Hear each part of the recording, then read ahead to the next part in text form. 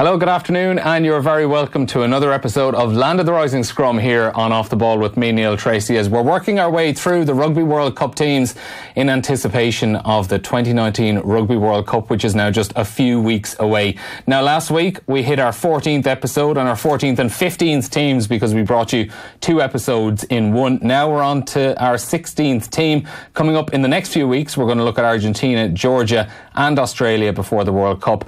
But this week we are going to look at a team that are about to take part in their fourth tournament after debuting in 1999 before going on in 2003 and then missing a couple of tournaments before returning in 2015, and they're back again for their fourth crack at it in 2019 in Japan. This is, of course, Uruguay, and joining me on the line is a Uruguayan former international who would be well known to Irish audiences, 76 caps for Uruguay, just recently retired from Test Rugby, and a former Munster man as well, Mario Sagario. Thanks for joining us this afternoon. Thanks to you to inviting me to the program. Thank you very much. You're very welcome, Mario. I suppose I'll just start because I mentioned there you're a former Uruguay international, and I think a few months ago a lot of people had been expecting that we were going to see you in Japan for Uruguay in the coming World Cup. But just a couple of months ago, you announced your retirement from Test Rugby. You said it was for, I think in your statement, you said it was for personal reasons. What was it that led you to step away from Test Rugby? Well, to be honest, I was expecting to join the team during the World Cup, but here in Uruguay, you know, the reality is different. Here we all players, we work, we study, and we have to play too. And as you may know, the intensity of a World Cup needs a lot of preparation, needs a lot of time. I couldn't get that time because of my work. You know, I rather prefer at the moment when I made the decision of coming back to Uruguay was to start converting myself from a professional sportsman to a business one, and I give priority to that. You know, so it was a tough decision to me to make it. But I decided to give a step back and leave the space to someone who could give the enough time to be prepared to the World Cup. And how difficult a decision was it to step aside so close to a World Cup? Because, as I say, you've played 76 times for your country across 13 years. You've been on a long journey in professional rugby across France and indeed Ireland as well, and across Spain. And to have helped qualify your country for another World Cup, having played in one 4 years ago, did you just feel the time was right, I suppose? Well, as you said, playing another qualifying for Uruguay, qualifying the country for the first time as early as we did, and had to make the decision of give a step away was very tough. I don't know if the timing was the perfect one, but it happened like that, and I couldn't change the reality. So it's a pity for me, but well, what can I do? Yeah, and is this just the difficult situation that players from kind of tier 2 and tier 3 nations face before these tournaments, that you aren't just going at, you don't just have to concentrate on getting your game right and being ready to go for a World Cup. You have to factor in all the other small things in life as well, like your work and your family and in your case, your studies. Yeah, that's true. For example, for me, during preparing the qualifying for Uruguay, a normal day for me was from 7 a.m. to 9:30 training, from 9:30 till 6 p.m. working, and from 7 p.m. till 10 p.m. university. So you can imagine you can't hold that rhythm for too much long. Yeah, certainly not. And it's something that you would have, I was reading up on you beforehand, you actually parked your studies when you first went into professional rugby and moved over to France. But I'll speak to you about that in a couple of minutes. I want to start, though, by asking, I suppose, about how you got into rugby initially, because obviously we know Uruguay is probably a football-mad country, a soccer-mad country, and rugby is probably a couple of pegs down the list of priorities for young kids, you know, growing up in Uruguay, what sport they're going to play. How did you get involved in it? Well, to be honest, it's funny because I got involved into rugby through soccer, through the football. I used to live really close to my former club, and during summer there were a soccer tournament for my age. I was 12 years old, and I always was bigger than my teammates, so I was playing there, and the pitch was divided in two. One half was soccer, and the other half was rugby. And one of the coaches saw me player. I wasn't a very good soccer player, to be honest. Well, we have I don't know, can you see it? We have a picture there of you up on the screen there, and you're juggling a rugby ball on your foot there. I think it's before one of the Rugby World Cup games in 2015. You don't look too bad at soccer. Yeah. Well, in Uruguay, in the Uruguayan context, you have a lot of good players, and you really have to be good to get into a club. And at what stage then? When you were playing rugby, did you realise that this was the sport for you, and that you really had a feel for it? To be honest, from the first training, I knew it was a good sport for me. You know, I was invited by the coaches to join the team that very week, and I went to watch a game. And they borrowed me a pair of shorts and boots to start playing. And I never played rugby. And since that moment, I never quit. I never keep out of rugby. I just keep going. And around that time as well, when you were first playing, in 1999, Uruguay getting to their first Rugby World Cup. I'm trying to figure out how old you were. Were you maybe in your early teens around then? I was 13 years old. And what do you remember of that? Like, was that a huge occasion for you when you were first playing rugby to see, Uruguay on the world stage? It was great because I just started playing like 1 year ago at that time. And I remember, in Uruguay, most of the first division players, they are coaches for the underages. And all of my coaches were playing the World Cup. It was great to see them playing, and it was to be honest, after you understand it was an honor to me to have them coaching me. And I understand as well that one of those coaches that you mentioned was it Diego Ormacheo, who was I suppose one of probably the greatest Uruguayan rugby player of all time, played from the 1970s up until that 1999 Rugby World Cup and scored a try in that win against Spain in their first ever World Cup game. Yeah. One of them was Diego, and I was with Diego after when I first arrived my first year at the Premier team, at the first division. And when I came up from the under-19s, he was my coach. I learned a lot about him. I learned a lot with him, and he was the coach who made me prop. And where did you play up until you played prop? What age did you move? I was number 8. Number 8. Yeah, and his advice was. He told me once, listen, Mario, if you want to play international rugby, you don't have the size to be number 8. You have the size to be a tight prop. If you start working now, you're going to arrive. And I remember 3 or 4 years later, I was leaving to France. And so 2006 was when you played for Uruguay for the first time. How long had you been playing as a tight head prop before that? I was playing 2 years. Just 2 years as a tight head prop? Yeah.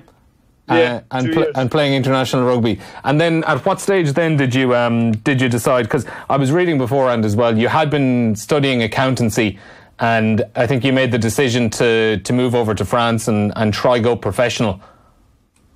Yeah, well I was 21 years old, and I have been we have been with Uruguay playing a summer tournament in Romania. I think Ireland A's played the tournament.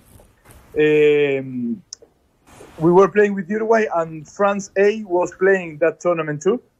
And there were a lot of journalists from France.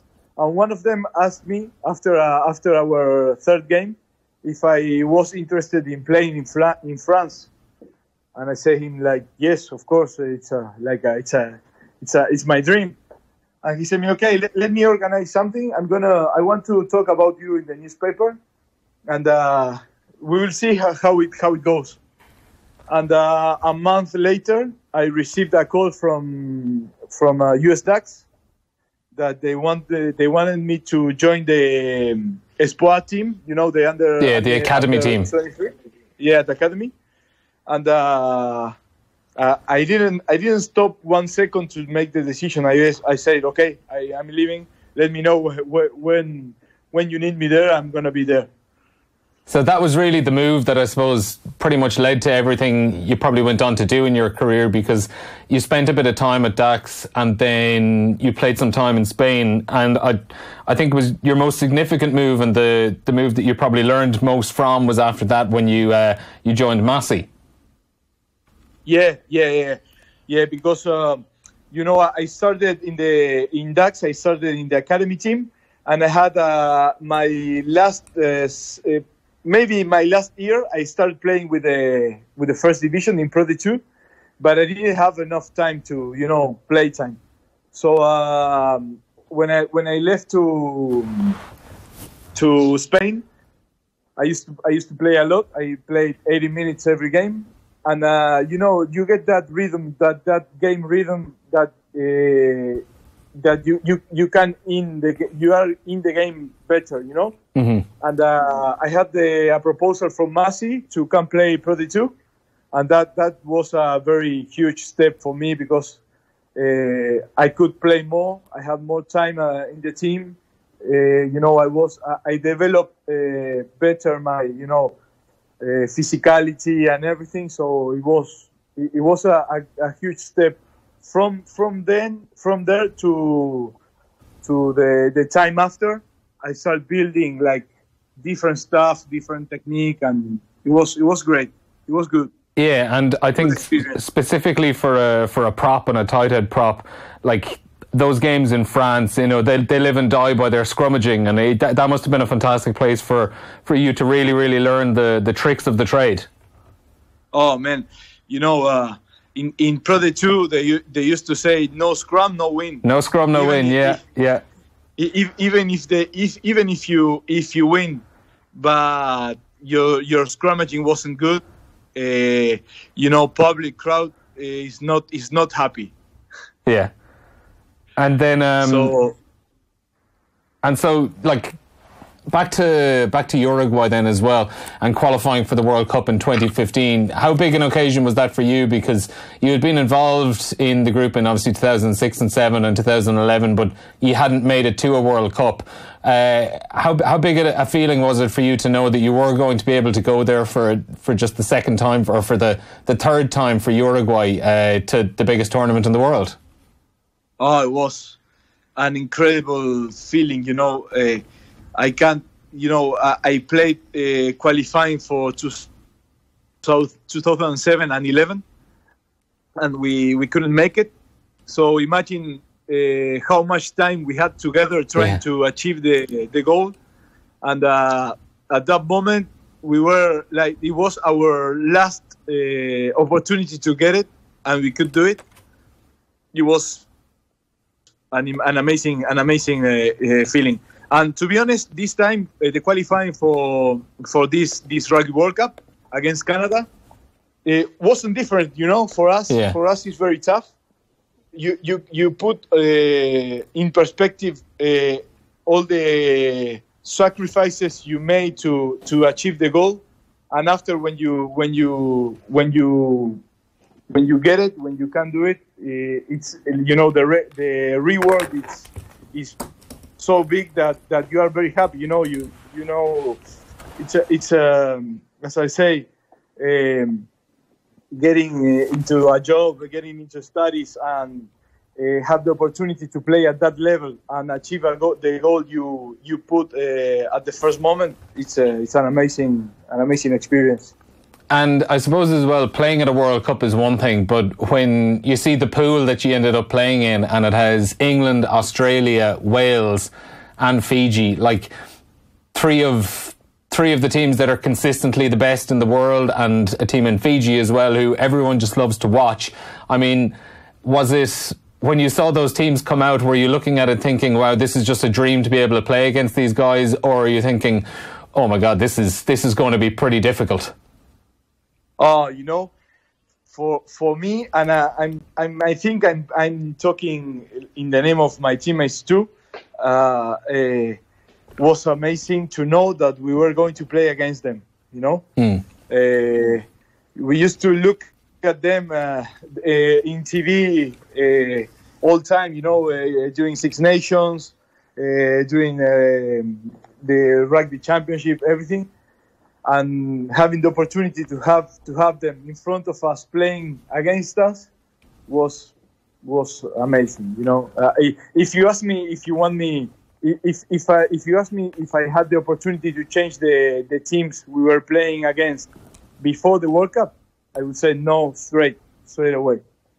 And obviously, like, even though you lose all 4 games and you lose pretty heavily in them as well, is there still just this incredible feeling of pride, even though anytime you score a point, anytime you score a try, for any of the other players on the team as well? Because I remember I've spoken to a few Tier 2 nations across these this summer, and one of them in Namibia, Jacques Berger, and he was telling me about how, anytime he went out playing with Namibia at the Rugby World Cup, it was always an incredible occasion for him and for his teammates, even though they knew they were probably going to lose games, because for so many guys on the team, this was their chance to showcase themselves to the world and maybe secure a better move for themselves. And ultimately, that's something that happened a few of your teammates and you as well, because shortly after the Rugby World Cup finish, Munster called.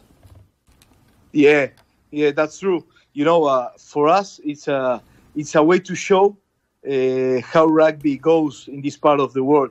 I understand that maybe in Europe, the Six Nations countries and everything, they don't really know how the rugby goes in this part of the world. Apart Argentina, that's a different story. And that's the opportunity we have to show to the world that we are working, we understand the game, we want to play at that level, we want to be involved in that world. And then the move to Munster specifically that I mentioned there, it was only a couple of weeks after, or a week or two after Uruguay had finished up at that World Cup. I think you were taking a little bit of time off, and you get a phone call to say there's a team in Ireland interested in you. Yeah, I finished the World Cup, and say 3 friends of mine, they went to Europe to watch the last 2 games. And after it was supposed, I was going to be with them like 2 weeks traveling. We were going to be to Netherlands and France and have a few weeks off. And after I finished World Cup, I came back home in Paris. I took my stuff and I joined them in Netherlands. And at the second day I was there, I received a call from my agent saying me, you should be at Cork as soon as possible. I was like, what happened? Yeah, Munster is calling you. You should be there now. I was like, okay, I can't take a plane now, but tomorrow I'm taking the plane. So it was like 24 after the call, I was arriving at Cork and organizing, the test I was going to have it at Munster. It was crazy. And did you think that, you were ever going to get to a level where you were playing for a team as big as Munster, a team that are consistently getting into the knockout stages of the Champions Cup and contesting for silverware? Oh, to be honest, it was always my dream, but I never thought that I was going to arrive. When you think playing in another teams, you say maybe okay, but when you say Munster is gonna call you, for me it was a dream. For me it was maybe the same. Yeah, it was the same feeling I had when I arrived to England to play the World Cup. For me was exactly the same. When I arrived to Cork and they picked me up from the airport, for me was the same thing. It was amazing. I will never forget that feeling. And you were only with Munster just for that season. Initially, it was I think a 3-month deal, and they kind of signed you up until the rest of the campaign after that. It was a season though that kind of proved to be quite difficult for Munster. Things didn't really go too well on the pitch. But looking back on it, you were a player that the Munster fans did quite like you. You were a bit of a cult hero for them. Yeah. I was a supporter from Munster before that. I used to. When I played for Ducks, I used to went to Biarritz to watch the Heineken Cups games and everything. But after my experience at Munster, I'm a huge fan of Munster. I watch every game. I follow all the players on Instagram. I follow what they are doing. I follow the new coaches. I follow everyone. It was an amazing experience. I love Limerick people, Cork people.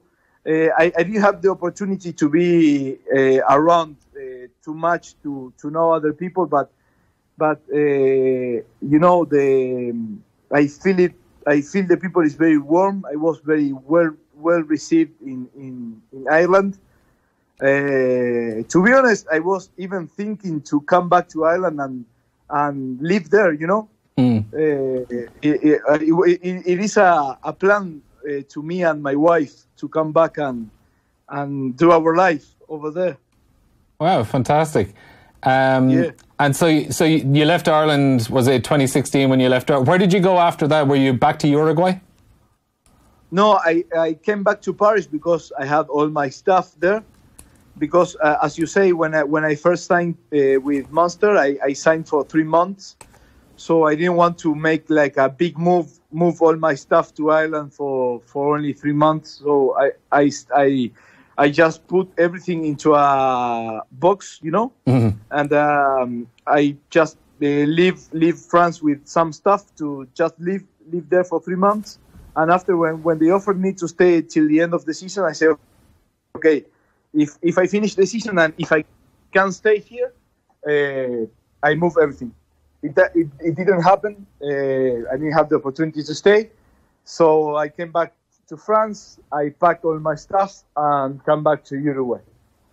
And since then, you kept playing with Uruguay, as we mentioned, up until quite recently. In qualifying for the 2019 World Cup, when you qualified last year, beating Canada across 2 games, it said a lot about how far Uruguay have probably come, because they were 2 very impressive wins against Canada to seal your place and, getting through as the second America's team rather than going through the last minute repechage tournament. Do you think that kind of showed just how far Uruguay have come down the years, that you can go up against a team like Canada and go up against these teams and, and beat them consistently? Well, that's hard to say, because as you may know, Canada and USA, they are turning into a professional rugby. Mm. They are starting their own professional league. I think that they want to make the same thing here in South America with Brazil and Argentina, and Uruguay. But I don't know if it is going to be like if it is going to have the same results as in North America. Yeah. Are there? Time will say. Yeah. Is the Major League Rugby in America and Canada, is that an opportunity for Uruguayan rugby players to be able to get more professional chances? Of course. Now, I think for last season, 4 or 5 Uruguayan players went to Canada and USA, and I think that open door will give to Uruguayan rugby another tools, So it could be good for us too, but we will see, because it happens in every country. They have restricted places for foreign players. Yeah, and they want to develop their rugby. So I don't know how it is going to work with the Uruguayan players. But for the beginnings, some of the players they were there, they were playing, and they did it really good. So I think they are coming back after World Cup. For kids and for schools and things like that, is rugby becoming a more popular sport for them? Oh yeah, no doubt. They are, when Uruguay plays here, I'm talking qualifying games or test matches. There is full of school kids and little kids that they are not used to watch rugby or play rugby. People is getting more interested about the sport. And even when I'm working, for example, I have a meeting or whatever, and I go somewhere, and some of the people recognize me and ask me like, hey, let me know about rugby. My kid is 10 years old. You think he could play? Where can I get him to start playing? And everything is like people is getting to know that, and not here on TV, for example, in the news. Before, the only sport you used to watch was soccer. Now they talk about rugby. They take 5 minutes to show some images, and it's getting popular. And of the current team that are going to Japan next month, what are we expecting to see from them? Who are they? Who are the players we should be looking out for? What style of rugby do Uruguay play? Oh well, it's going to be tough. It's going to be tough for us.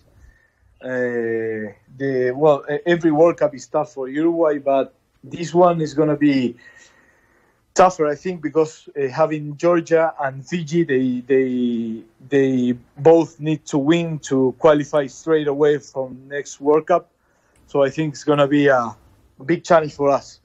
And talking about the team, players to watch. Number 1, Matteo Sanguinetti. He's a young prop. He played in USA last season. He's a soldier, good worker. And as you may see, last World Cup, number 9 and number 10, Agustino Armachea and Felipe Berchesi. They are good players. They are friends from since they are like 6 years old. And I think they are, both of them, they are good players to watch. You should keep an eye on them. I've been told a lot as well about Santiago Errata. Santiago Errata, yes, number 9. He's very quick, very young, quick, very quick, very young, and those intelligent players, they are good, really good players. Errata, he's very young.